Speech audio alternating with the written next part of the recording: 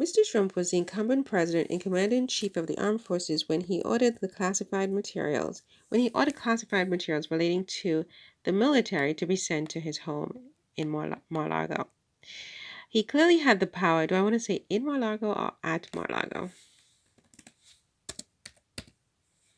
He clearly had the power to do this under Article 2's executive powers. Having ordered these documents to be removed from their location at the White House while he was the incumbent, his decision cannot be deemed unlawful after the fact, because nothing in the Constitution, nor any statutes pertaining to presidential powers, obliges any president, whether incumbent or not, to undo any act he committed while he was the president. Even if the former president's executive powers are now reduced because he no longer occupies the office of the president, he or she is not constitutionally nor statutorily,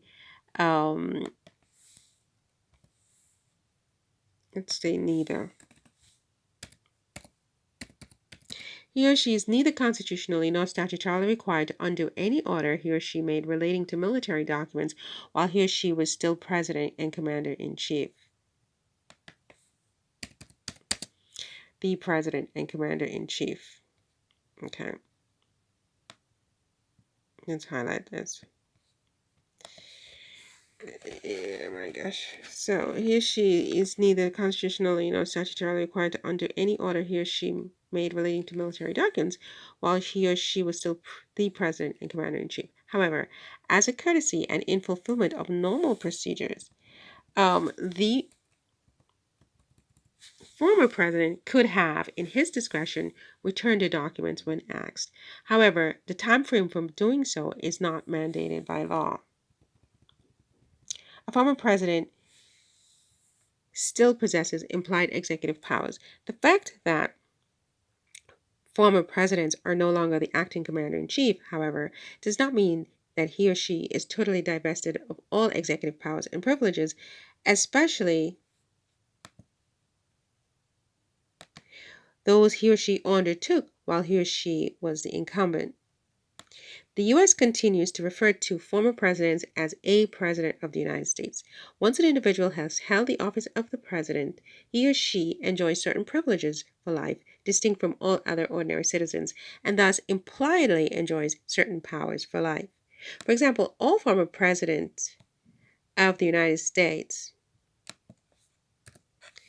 continue to hold security clearances, and they also receive daily briefings, some of which contain classified information. Former presidents, like incumbent presidents, also continue to enjoy lifetime protection by the Secret Service. They receive other perks of the job, including a subsidized presidential office in a venue of their choice.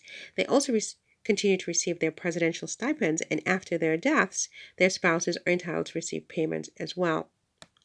Because it is a norm to continue to treat former presidents as presidents and provide them access to classified briefings, arguably, Donald Trump is still vested with implied executive powers, such as the power to discretionarily return the documents in a time frame he deemed appropriate.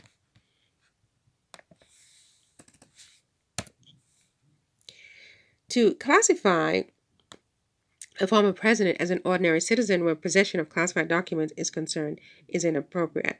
A former president who has not exhibited an intention to commit espionage against the United States or undermine military procedures, operations, and secrets of the United States cannot be prosecuted for retention or possession of classified documents or documents relating to the armed forces when the suit is based on action taken while the former president was an incumbent who had plenary right to those documents.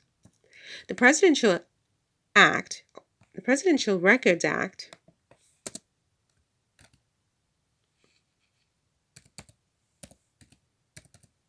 further provides cover for the former president with regard to the retention of classified documents when he was no longer the incumbent president. The Presidential Records Act can be found at 44 U.S.C. 2201 to 2209. Section 2201 of the Act provides definitions and makes a distinction between presidential records and documents. It is not intuitively clear that the classified documents retained by the former president were presidential records, as that word is used in the PRA. It is clear that the PRA provides specific archival procedures for presidential records, which were not followed to the letter by the former president when he was an incumbent. However, the procedures for handling of classified documents by incumbents who were commanders-in-chief is less clear. Okay, so yeah.